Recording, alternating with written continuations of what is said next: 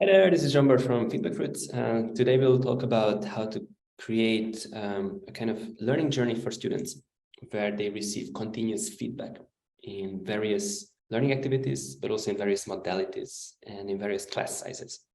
And I'll start off with a personal story because I studied at the University of Amsterdam a few years ago, when in my first semester, I received a lot of feedback from my teacher because class sizes were really small, like 10, 15 students. So teachers really had time to give feedback on how I comprehend the study material, how I attend lectures, webinars, how I participate in a group work, how I give feedback, how I reply and read the received feedback and reflect on the received feedback. But of course, when class sizes are growing and when you move online, the amount of time teachers can spend on giving feedback to students is just basically lower, especially in a class where you have 200-300 students.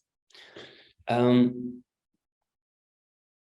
the agenda for today, we'll talk a bit about the benefits of continuous feedback, then the challenges related to it, especially doing it in online large classes. Then I'm going to introduce you briefly to Feedback Fruits and share with you an example learning journey of how our pedagogical tools that integrate in the LMS, how those tools can create a learning journey for students where they receive feedback on various types of learning activities throughout their whole course design. So not only at the very end of their final deliverable, but really in every learning moment they go through. And then the most time we're going to spend on a specific use case about how Carlson School of Management, so at the University of Minnesota, drove effective and scalable feedback, which includes also peer feedback in an online environment. And I'm going to show you those actual use cases and rubrics within the LMS, like how they look and feel from the student and teacher perspective. So hopefully you can get some best practices today. With that, let's kick off. So why is feedback important? According to a bunch of academic research, when students get continuous feedback, they are more likely to be engaged in their courses. As a result, receive higher grades, higher student success, and retain them in the institution. Also, when you assess students, you shouldn't anymore just do multiple choice exam or let them write an essay with ChatGPT and you grade on them, but you want to create holistic and kind of authentic assessment journeys where feedback is, of course, a very important component. And help students build skills like collaboration, critical thinking, and communication, which will be important in their career success. And we do this by giving feedback, basically. Now, what are the challenges related to it? As I mentioned, especially when class sizes are growing, teachers just have less time and resource to assess students and assess various learning activities, give feedback.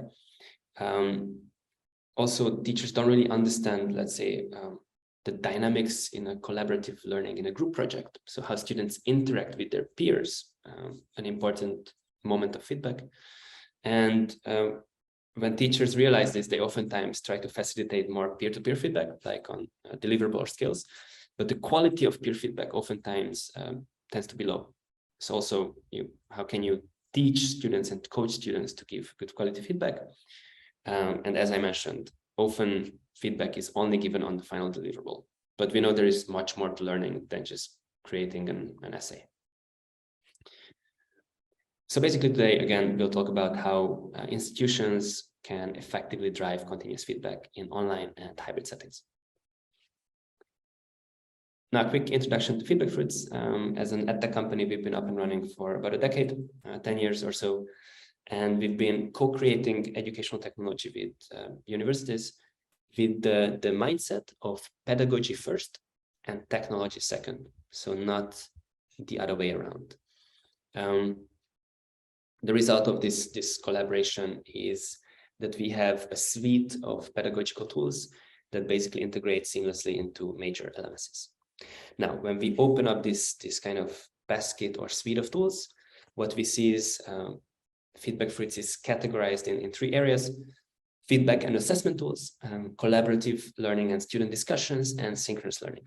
Now, even though you might think, Feedback Fruits only ensures students receive continuous feedback in the left column, we tend to say that each and every tool that you see on the screen includes some sort of feedback to students.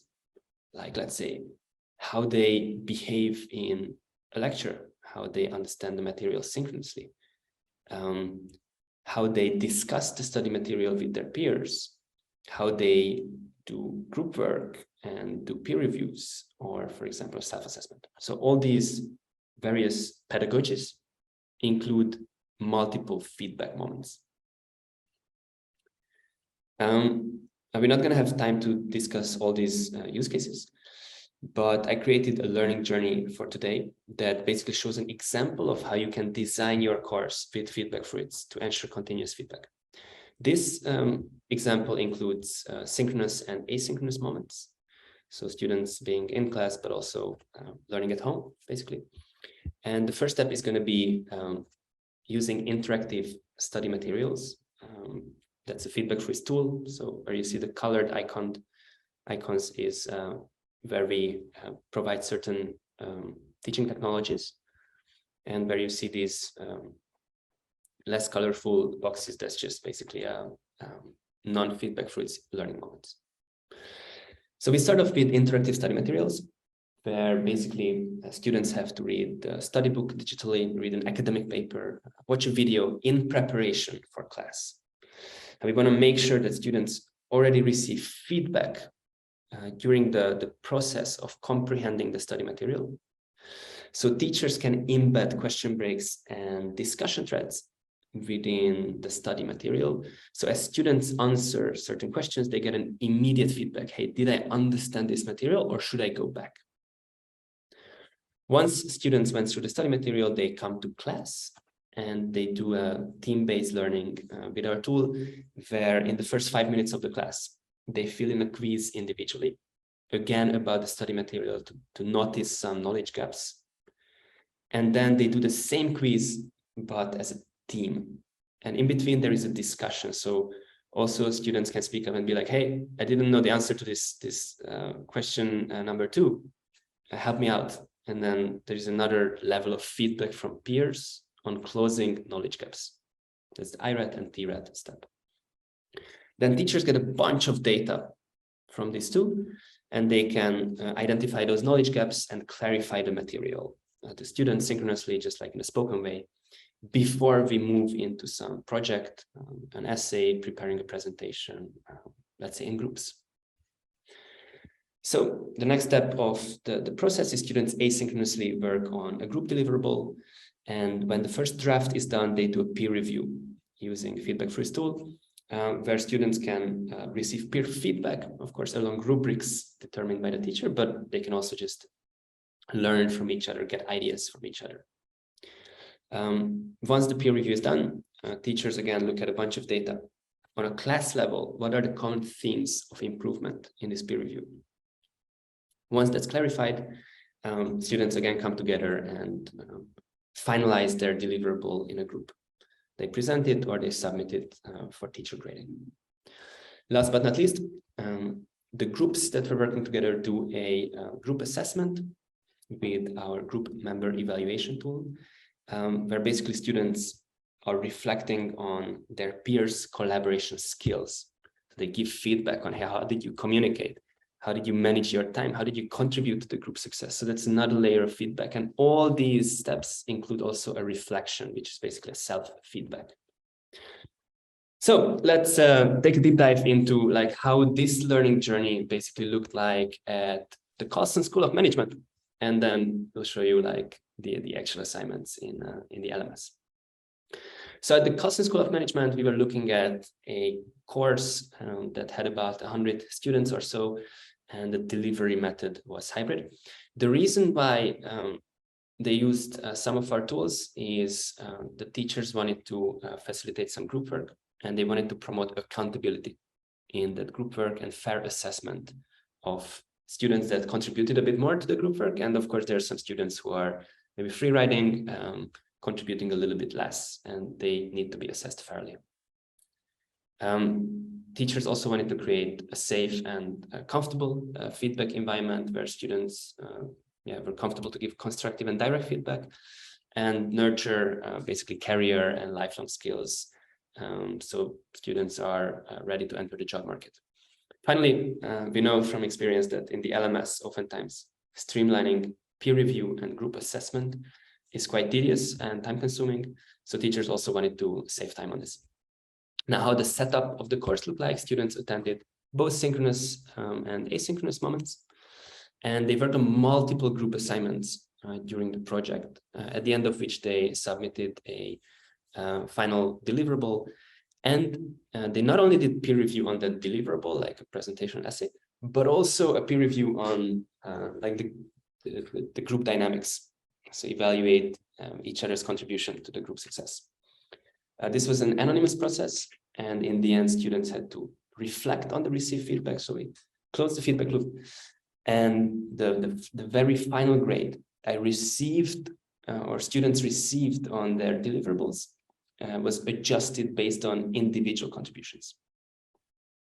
Now, what was the outcome? Students apparently enjoyed the process. Instructors found it easy to set up the groups, the group work activities, the peer reviews, and the peer assessments. And that was because with Feedback Fruits, there is a deep LMS integration, and we have also institutional templates. So once these rubrics are set up, teachers just can click use template and ready to go. So the time-saving benefit, and in the end, students reported that they improved their collaboration skills, communication skills, and also learned how to give feedback. Here are a couple of testimonials if you want to basically go through them, but I suggest taking a deep dive into the use cases. So again, we start off with interactive study materials, then go into team-based learning, peer review, and finally group member evaluation. I'm going to demonstrate this in Canvas, but our tools are integrating through an LTI 1.3 and a custom integration in major LMSs, which means that the groups are automatically pulled from the LMS into the tool. The various deadlines are synced with the calendar of the students, and also the grades appear in the gradebook of the LMS. So this is basically Feedback Fruits integrated within the iframe of the LMS. I'll just go full screen for a better visibility, but students or teachers do not have to leave the LMS. In this assignment, I read the instructions. I have to watch a video prior to class, and I have to engage with that video, do discussions, answer question breaks. After that, I have to select my best contribution to the discussion. So there is participation grading. Reflect on the assignment when I'm done. And if there is grading included, that would appear here. So let's see how this video looks. What you see is, as I start a video, there are certain annotations, such as a discussion thread started by some of my peers, or a question break that I have to answer before I can continue looking at the material.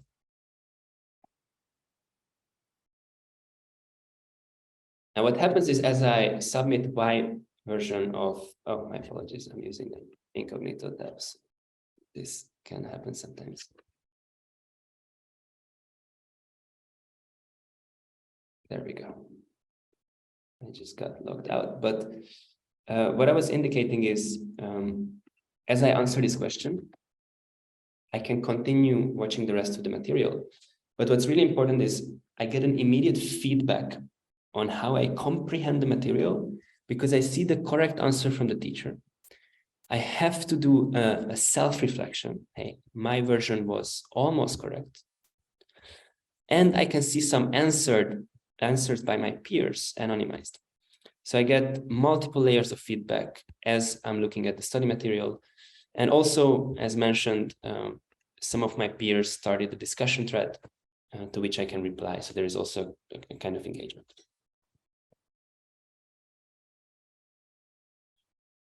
Once I finished answering the questions and joining discussion threads, I go to the next step of the assignment, which is selecting my best contribution. Why we do this is by nudging students to select their best contribution, the quality of discussion tends to be higher because they know they will be graded by the teacher on this one specific comment. So it's scalable because teachers only have to grade one student contribution in the whole discussion. It's not time consuming, but at the same time, it creates a ripple effect of high quality discussions. So I'm going to select my best contribution, which is this one, for example, and then I'm done. Last but not least, I reflect on the video. What did I learn from it? What would I do differently next time? What are some areas that are unclear? And I'm going to ask in my coming seminar from the teacher or from my peers. So it's a self-feedback mechanism. So that's briefly from the student perspective, how the interactive video, the first step of the learning journey looked like. I'm going to jump into the teacher perspective of the same assignment to show you what are the main data points teachers can get out of this. So I see real-time analytics about how students engage with the study material. On average, what percentage of students answer the questions correctly? It's going to be multiple choice or open questions, but then I can also see, and I get logged out again. I should really stop using an incognito tab when I'm demoing. Apologies for that. There we go. So what I can see on a class level, but also on an individual level is, hey, did Connor look at the video? Did he answer the question card? And how correct his answers were? And then I can also see on a question level, okay, we have all these questions embedded in the study material. Which are the ones that seem to be the most struggling for students? So where the answering score is very low, and what's the most picked option? Then I jump into the video, and basically this is how I add the annotations, question card or discussion thread, and I can add the multiple choice question, and it's linked to this certain point in time. Last but not least, I grade their contributions. So a certain student just selected this contribution. I'm going to give it an 8 out of 10. Read the reflections and then publish the grades. So this is now pushed back in the gradebook of the LMS. How students are graded in this assignment? Did they answer the question cards? Did they join discussion threads? Did they write at least one comment? And I can adjust their grades in the end. So that was the first step of the learning journey, asynchronous engagement with video-based material. We have also the same for documents, so it doesn't necessarily have to be an interactive video. It can also be an interactive document or audio. In this case, now the annotations and the question breaks are appearing vertically, not horizontally, but it's the same component, answering questions, reading the material, having discussions with the teacher and with some of my peers in the material. All right, so we're done with the first step of the learning journey. Let's see where we are. The second step will be going to class and doing a quick team-based learning, quizzing individually and quizzing in teams. So how does that look like? Again, this is a different feedback freeze tool, but the interface, the look and feel is the same. First, I have to do an individual quizzing, answer some questions related to the study material. I do not yet see the right answers because I'm moving to the next step, answering the same set of quiz questions, but as a team now. And we discuss, we argue, we debate, we get feedback from each other. Hey, you think option C is correct, but actually, why don't you consider option A? So there's a peer feedback involved here. And now I'm going to be able to see that this is an incorrect answer, and this is the correct answer. And then I continue the rest of the quiz questions if there are more embedded next to each other. I'm done with the learning activity, and I see how my score is of the individual quizzing and the team-based quizzing. This is something that students can also be graded on for authentically assessing them as opposed to just doing high-stakes assessments. So that was the second step of the learning journey. From a teacher perspective, you see similar analytics, which students are struggling and which questions seem to be too challenging. All right, back to our learning journey. So now we have a good understanding of the material. Now we also demonstrated that in a quiz. And now the teacher explains where are the knowledge gaps and clarifies the material, and then puts us in groups and starts basically, we start asynchronously with our group, let's say recording a presentation or, writing an essay. So students work on the deliverable in groups. When the first draft is done, we go to the peer review. So how does a peer review with feedback fluids look like? This is our peer review tool within the LMS. In this case, I read the instructions. It's a group peer review, but it can also be individual. I hand in a deliverable, which is a paper and a video. I give feedback to others. I read and I reply to the received feedback. I reflect on the assignment and the grading. So let's take a deep dive. We have to review 2 other groups in an anonymous way. And it's about analyzing a company's marketing position. So it could be a use case from Carlson School of Management. And in this case, I'm starting reviewing a document. What you see is on the right side, there are some rubrics determined by the teacher, like the development of the text, the style, the format. And then on the left side, there is the actual deliverable. When I feel like my feedback is specifically relevant to this part, I don't know why this keeps happening. Sorry for that. Just keep getting logged in and out because of the incognito thing. But when I feel like this part is specifically relevant to a certain, like this feedback is specifically relevant to a certain part of the material, I just highlight it, I select the criteria, let's say the style, and I type my feedback here. So this is the peer feedback component. And the way we nudge the quality of peer feedback is by inbuilt feedback type writing tips. Hey, remember to keep the tone of your feedback motivational. And there are different tips like also highlight the positives, but the negatives, make sure to critique the deliverable, not the person, etc., etc. So that's the qualitative feedback. When it comes to the quantitative feedback, I just basically click through these rubrics and I give points to my peer accordingly. Same applies for a video. So giving feedback on a video-based deliverable, but now I annotate my feedback to a certain point in time in the video to, let's say, 4 minutes 55 on development of the video.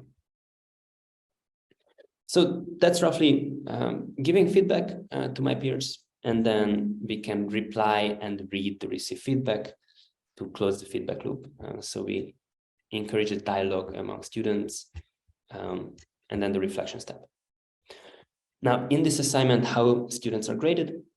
Did they hand in a deliverable? Did they complete giving feedback? Did they write at least 3 review comments, etc., etc.?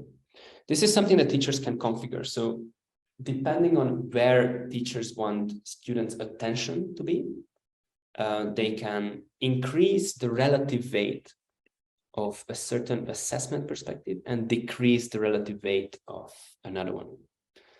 Why this is important is we want to make sure that every course's assessment strategy can be implemented in line with basically the learning outcomes and that are desired. In practice, though, we mainly see that teachers just use templates. So what I'm going to show in the end of my demo is how, especially at large institutions we work with, like ASU Online, GSU, University of Minnesota, UW-Madison, etc., like how they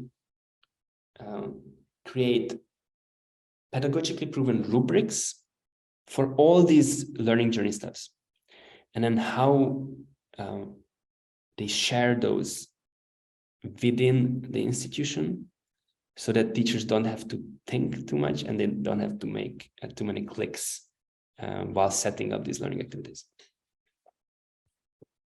So this was the peer review on deliverables from the student perspective. Quickly jumping into the teacher perspective. Again, we see analytics on the student progress. And again, I got logged out.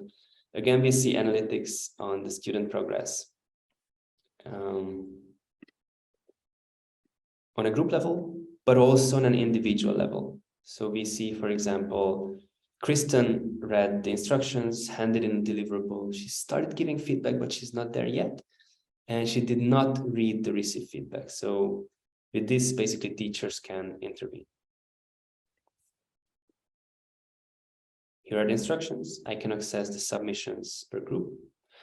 But again, from a feedback perspective, what's interesting is, especially in large classes, I can see averages of how students give reviews to each other and how they receive reviews from each other. Imagine there's a class with 500 students and let's say 100 groups. I can see on a class level how students rate each other on average, how that breaks down along my rubrics with a heat map. So I can see in terms of style, they give only 63% to each other. And I also see how it's distributed.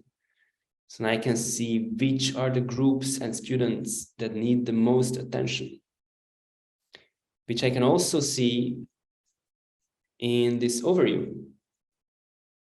I can see which groups on average are receiving high peer ratings, which receive low. And then I can also see on an individual level. So this allows teachers to intervene in large scalable online classes where the attention needs to be. Now you might have some questions like, okay, how can I, let's say then find certain students, like, okay, I see, hey, on style rubric, there is a relatively low peer evaluation on these groups. You can just look at basically this groups rubrics receive deliverable, and you can read the comments and you can become part of the conversation. If you have questions like that, you can turn to our 24/5 support in the tool. So both for students and for teachers.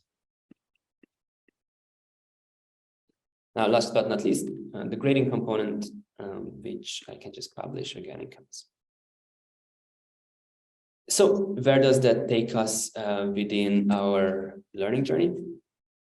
We just did the peer review. The teacher is looking at data where feedback is needed the most and reflects on those areas of improvement.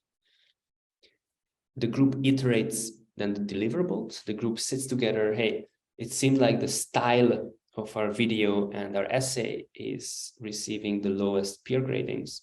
So let's iterate that. And then submit the final deliverable for the teacher.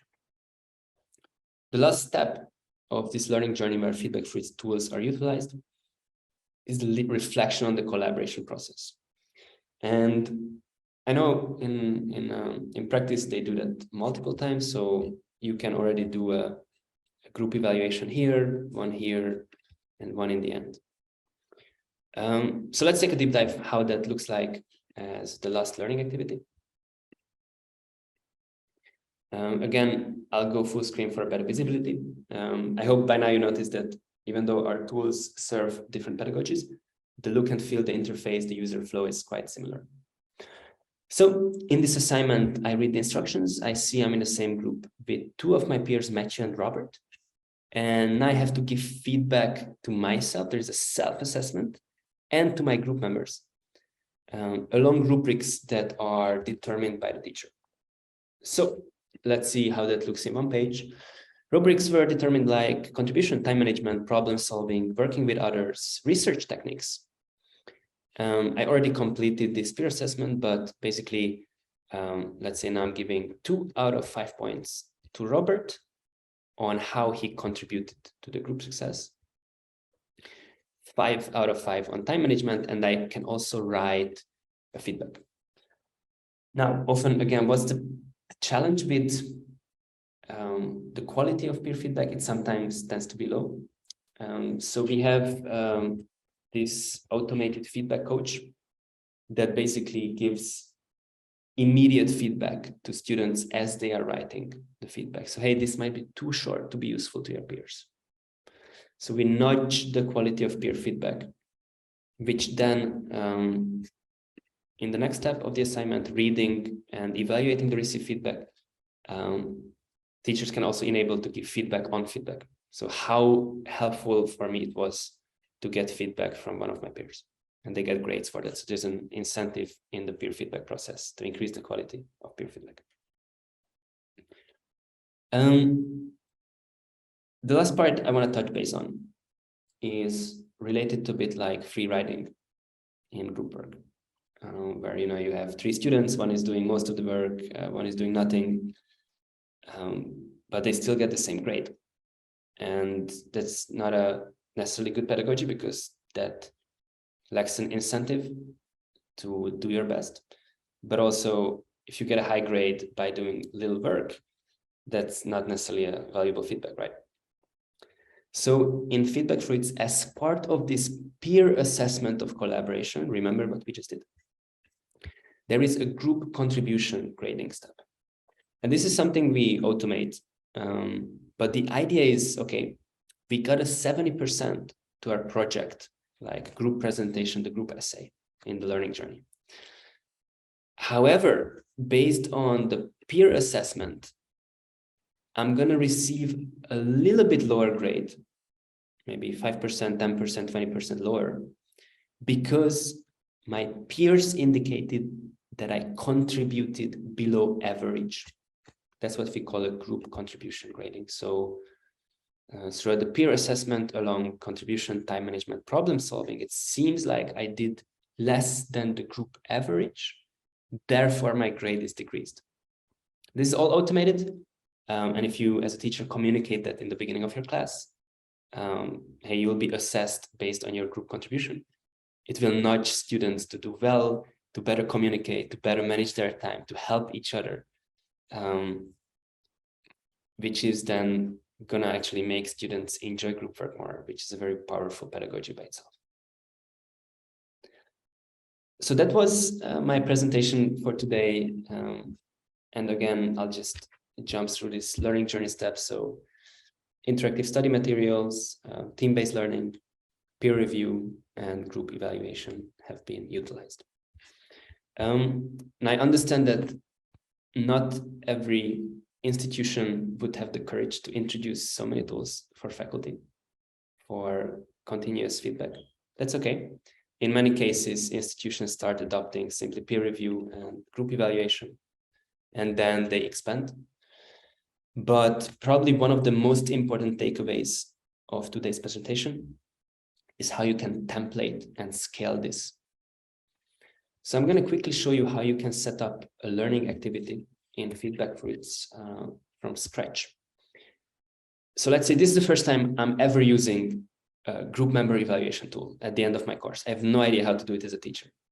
So I just click assignment, and then of course I find it under external tool, where I basically see feedback fluid being embedded. And I have 2 options. One is to start from scratch.